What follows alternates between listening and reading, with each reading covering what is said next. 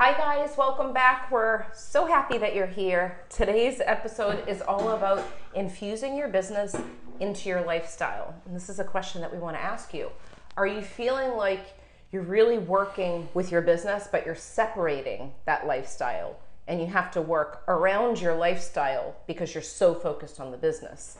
We think it belongs the other way around, where you create your lifestyle and you start really connecting the business scheduling around that. Exactly, because think about it. We lived most of our lives to where we went to school, we had a set schedule, then a lot of us had jobs, we had a set schedule, and we got in this programming to where we think, oh, the set schedule's there with work, with our business, and then we plug our life in where it could fit in. And we're reversing that, right? Because as an entrepreneur, we start our own business, like most of them, because they want freedom, right? So it's like you create that freedom. You think about it in a whole new light to where you think, how can I put my business into my lifestyle, into who I already am in the moment? Yeah. And Tony and I are gonna have this conversation, and if you want to add any pieces while we're talking, just share in the comments with us, whether you're on YouTube or you're on Facebook or wherever you're listening to this or watching it. But You might even be in the bathroom listening to this. Oh my God. But I do want to say this though too. No, thinking about like public service jobs, I don't trust everything in the government, of course. Me personally, I don't. But if you think about how it's set up, like even going into public places, like I love the library, but like there's public places like post office, schools, they're not bright and uplifting. They don't really change much in those places if you think about walking in them.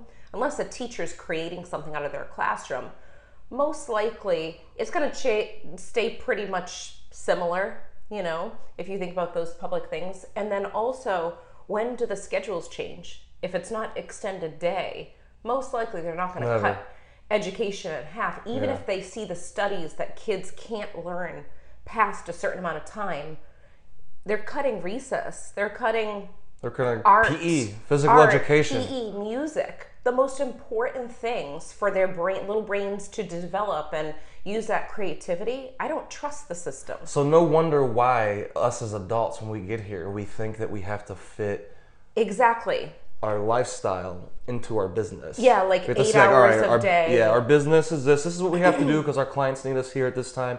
That might be true in certain aspects. With most of the people we work with, spiritual entrepreneurs, psychic mediums, healers, coaches, I feel like it's not true. It's like you could set your own schedule, you can create it, and then your clients, they figure it out, right? Your clients come to you, and then it'll go around what the schedule you already have. And the system doesn't want you to be on top. They want a small percentage of people to be the elite, to be on top. They don't want you to grow and learn. Like I know as a third grade teacher, and I know you were teaching middle school to high school, the content in it had nothing to do with intuition. I feel like that's a huge piece to like living in the world and the things that are important. In math class, I'm like, why would they teach algebra? Everyone says that. I didn't like it. I know you loved it. But why didn't they teach about bank accounts, like real life things in school? So there's so much more that can come from the system for us. But if we're programmed in a system starting from when we're in kindergarten or preschool, why would it be easy for us to change unless we're doing our own learning and development to figure out, wait, it doesn't have to be that way. Exactly. So that's why we're having this conversation that most likely if you are an entrepreneur listening to this, or you're working full time and you're trying to leave that corporate job that's, paying you on paper, it looks good and you get the benefits, I'm putting in quotes, because are they really benefits now? I don't know. Retirement has changed so much. People thought that they were leaving their jobs and getting the benefits, and kind of reevaluate what you're creating in your life and just know that it's doable.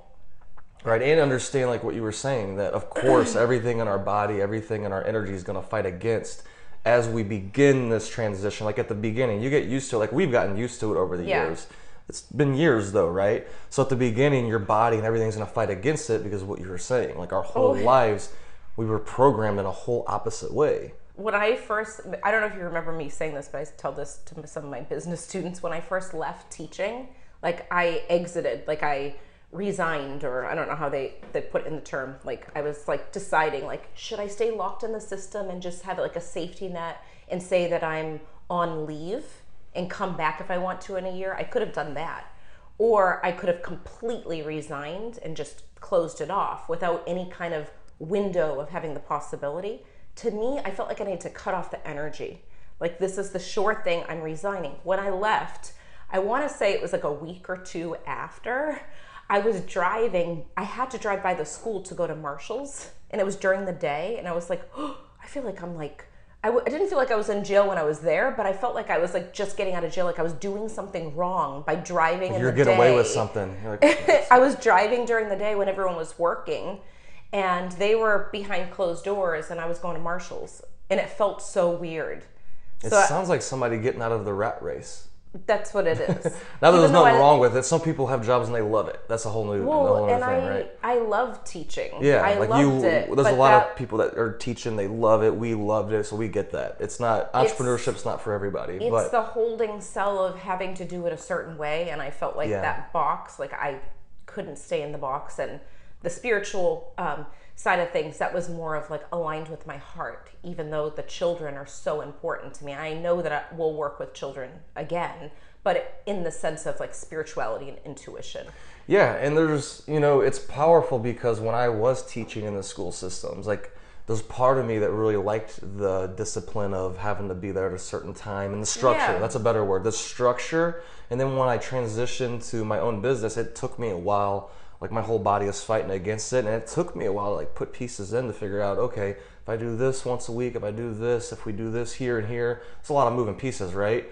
That I could balance it out. But it took me a while. That's the point of me saying this is, at first there was times where I was missing that structure, but then as I missed it and that energy came back, I was thinking, okay, I'm missing that structure. It's not that I'm missing and wanting to go back and teach. If I want to do that, that's different. I wasn't feeling pulled. I knew that I was still doing this, but I was like, how can I add to this? How can I shift this right now? And I think that's an important question for everybody to keep asking themselves. Yeah. Whenever they feel that and they're out of balance, just ask yourself, like, all right, and a lot of people listening, like you said, and a lot of our clients are going from corporate to this. So think about, what did you like about the structure in your corporate job? Okay, I like this part and this part and this part. You could add that into your business. Like we like the structure. Well, I like the structure of having a meeting once a week with people. I didn't always like the meetings at the school I was at, because sometimes it was just meaningless.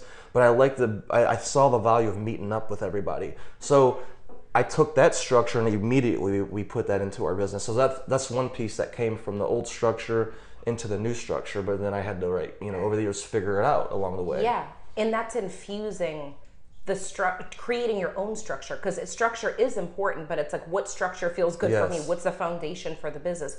You need that, because this is the thing. The pros and cons of having your own business and like leaving a corporate job is you are your own boss. You have to have your own motivation, your own accountability, unless you have like a partner that you're working with, and then also to know, how much time am I spending on work, and does it feel right for you? There's going to be head games in that process of thinking, am I doing enough? You're never going to feel like you're doing enough if you don't have something written and know what you're doing, like during certain months. And that's a good point too, because some people could even have everything laid out and there's something still inside of them where I'm not doing enough. And that's a whole other thing you got to look at, right? That's a very common thing, it is too. common. That's why I'm bringing it up. Yeah. I've heard that over and over and over again. It's like, I feel like and it's happened to me too. Like, that's part of it is, and I've seen the pattern. I don't know if I've seen it so much in you, but it's like, if I'm not working, you're actually really good at this. You've always been, if I remember right. Like, if I'm not working, I feel like I'm not good enough. I feel like I feel like I got to work all the time to show my value, to show what I'm doing.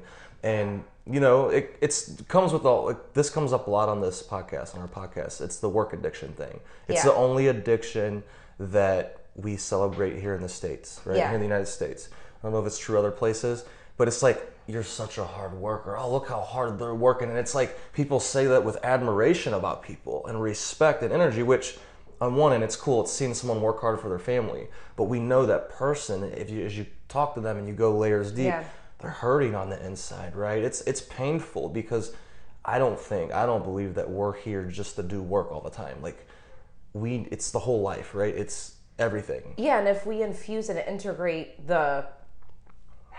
the business with the lifestyle, it doesn't feel like work in the same way. Yes. So I think that if we could, like when we're traveling and we're going to, you know, a different state and we're hanging out and we know that we want to go there, you know, maybe it's Arizona, like we really want to go to Arizona, but we also want to continue with the business, we might set something up there because we want to go there. So we have fun teaching a mastermind, or we have fun, like if I do a Messages from Heaven event. And how do we know if we're going to do that?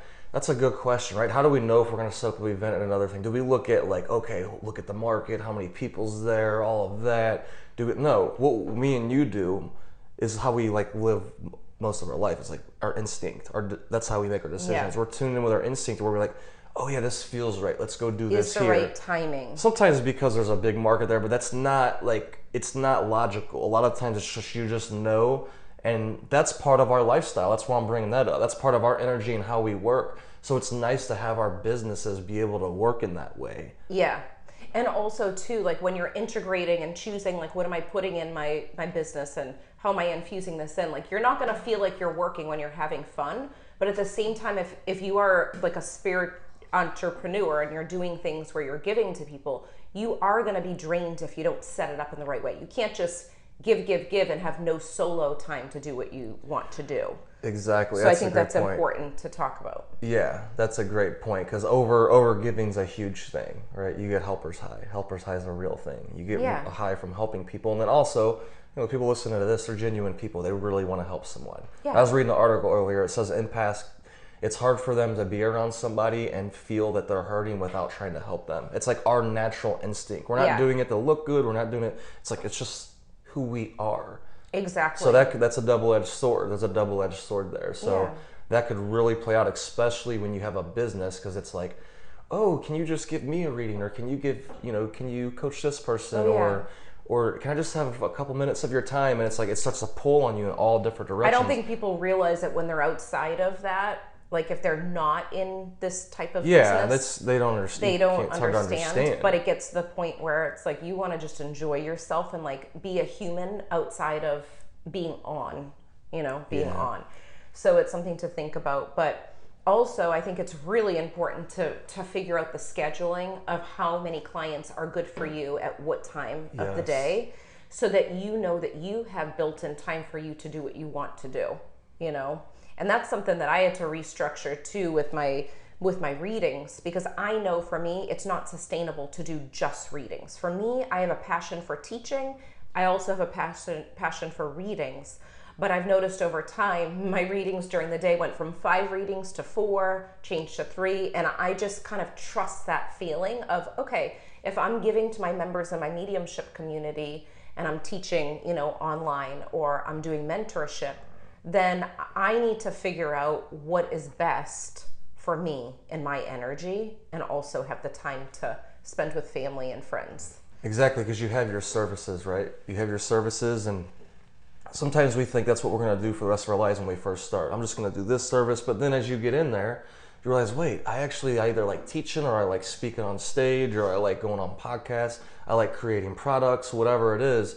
So you could build that. So you got your services, you figure out, and you experiment. And I think that's foundational. And I've seen that in your business too, to where it's like your readings, I see it's part of the oil of your business, because it really energizes you. It's the structure. So I feel like a lot of that's true with the people listening to this. So you figure out that, and you figure out how many of these do I want to do per week. And it could always change too. And being open-minded to, you have a whole business here, so you could put residual systems in to where you got a residual money going in, right? Like your mediumship mastery circle, powerful, impactful. It's helping mediums develop their skills over and over and connecting with each other on a monthly basis. Plus it works as a residual money aspect for a business. So anybody listening, you could put a membership site, you could create an e-course. There's a million different ways, but it's like, I like what you said. It's like thinking about how many readings or coaching sessions do I want to do, or healing sessions I want to do realistically that I enjoy. Not that I feel like out of guilt I need to do because I got to go help everybody. That's another thing. No, there's enough. Like, they'll get help. They'll be okay. They'll find it out. If you're not, you're doing yourself a disservice and them, because you're showing them, hey, go be drained and go help people after I help you. No, We don't want to do that. We want to take care of ourselves. And that's too. like about like fitting people in. Like that's the thing when people are like, oh, I really need an appointment. Can you fit me in? But if I do fit them in, it's not going to be the quality reading that I want them to have if I'm doing other readings. You know what I mean?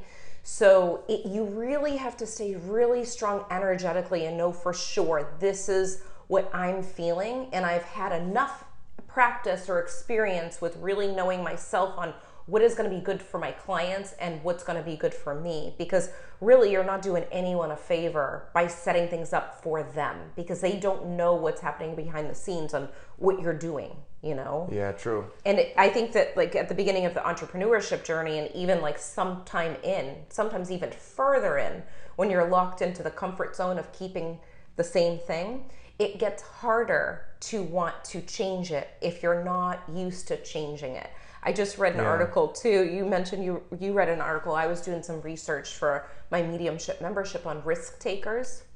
And they talked about the importance of people that are risk takers. They're happier, they take the leap, they grow. So if for some reason they take the risk and it doesn't work out as planned, they fail. I'm putting in quotes, they fail. But the more that you fail, the more success comes. You know, if you look at millionaires, billionaires, there's been times that they failed, but they took the risk. Instead of staying in that comfort zone of just doing the same old thing, you're never gonna know what's on the other side. So when you have that feeling inside, take the leap, take the risk. And staying open to that, right? And staying open to changing something, tweaking it in your schedule. You might be used to doing a reading just in person. Change it up and do a phone reading so you can travel if that's part of that lifestyle. And I've heard you say on here before, you're like, I might not believe this next year, but here's what I believe right now. And I love that, because it's like staying open to whatever you believe right now in this moment. Be open to shifting it. Don't get stuck on the ego. There's an ego thing on, I need to be right. I need to be right. And that was in me for so many years in different ways. And it comes out in different ways, but I feel like I did a lot of work on that. And I've realized the more work I do on that, and I make myself open to where it's like, yeah, what I said last week, I might not believe, because look, think about this. You think about this. Are you somebody that's continuously growing? Are you reading books? Are you listening to podcasts? Are you joining seminars? Are you bonding with your friends and growing? Are you reflecting? Are you doing whatever it is that you do? And next year, you're probably going to be a more developed person. If the answer is yes, that means that next year, someone else is going to be showing up to the books that you're reading. They're going to be showing up to everything that you're doing.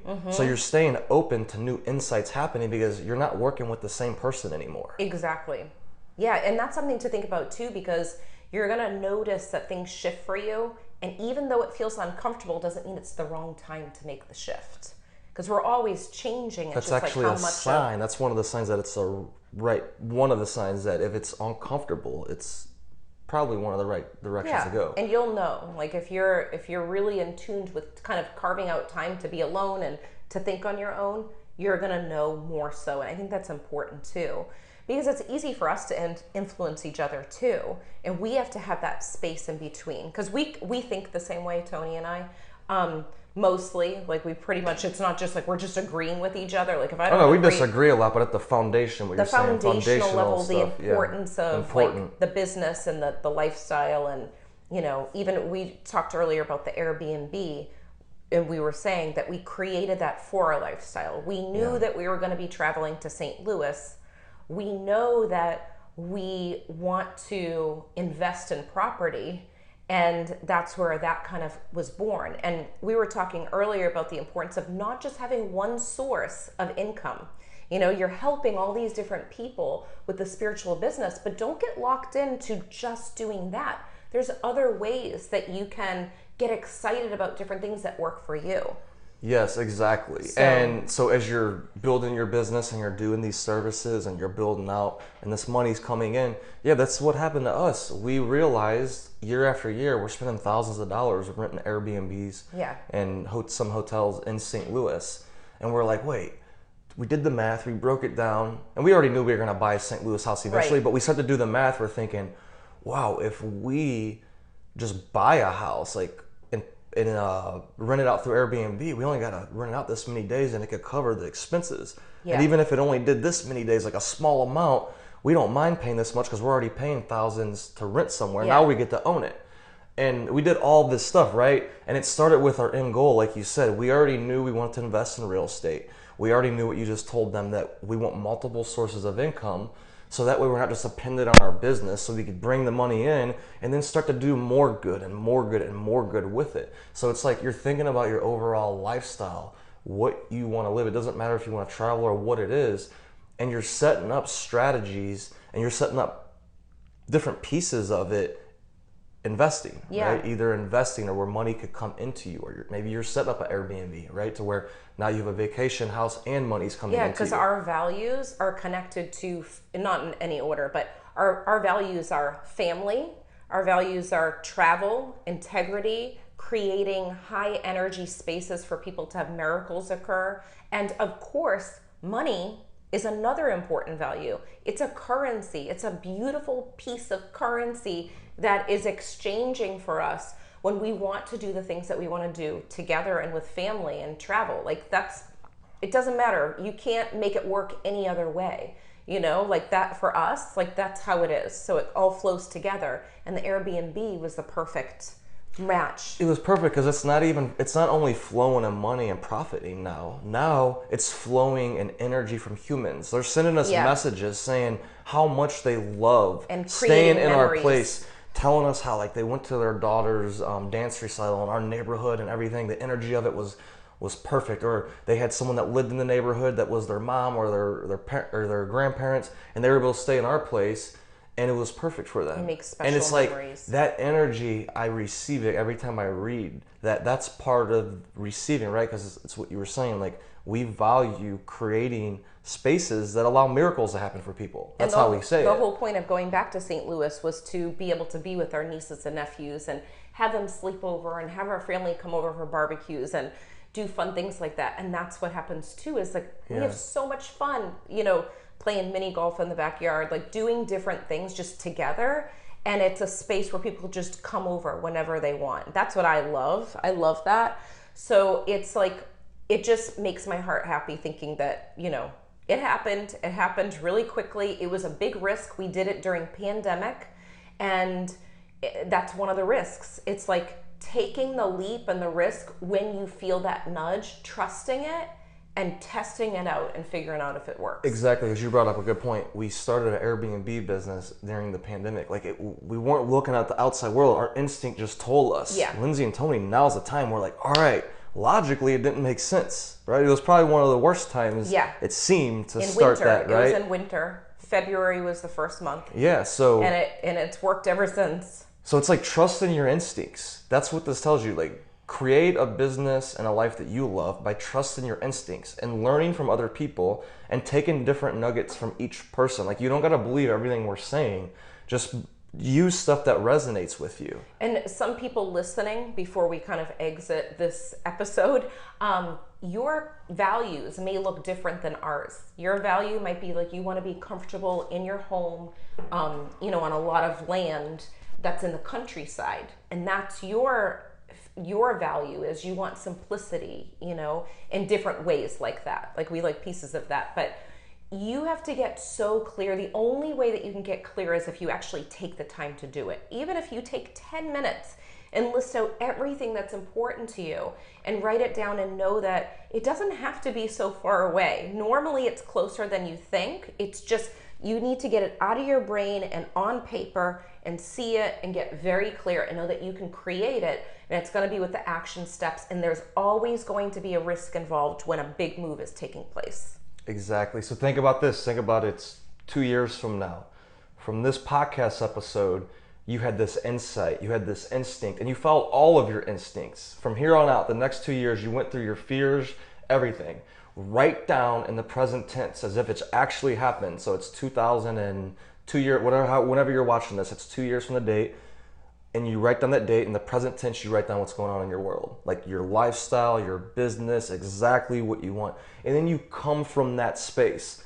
And that's what really helped us over the years. It's like being very clear with where we were going. Yeah. Did it always end up exactly how we seen it? That's not the point. No, some things change. But it's pretty close. And it's actually a lot better sometimes than what you even imagine. And I feel like coming from that space, not something like you're going there, you're tuning into that energy right now. Time doesn't exist. You're going there right now. You're feeling what it feels like. And then you're thinking with that consciousness, and it's telling you what actions to take. Yes. And your weekend might look different than someone else's. I'm saying a weekend. Monday through Sunday, you choose when you want to work. You might want to work Friday, Saturday, Sunday, and that's it. So you don't have to know that you have to work Monday through Friday because that's a typical thing in our society. You create it. You really create it. So we hope you guys enjoyed this episode, and we can't wait to see you next time. We hope you enjoyed this episode as much as we did. If you liked it, leave a 5-star review on iTunes, and remember, subscribe to our YouTube channel too. If you can think of anyone else that would love this episode, share it with them right now on social media or email. And remember, getting results is a process of learning, applying, and reflecting. Stay consistent and continue to grow every day.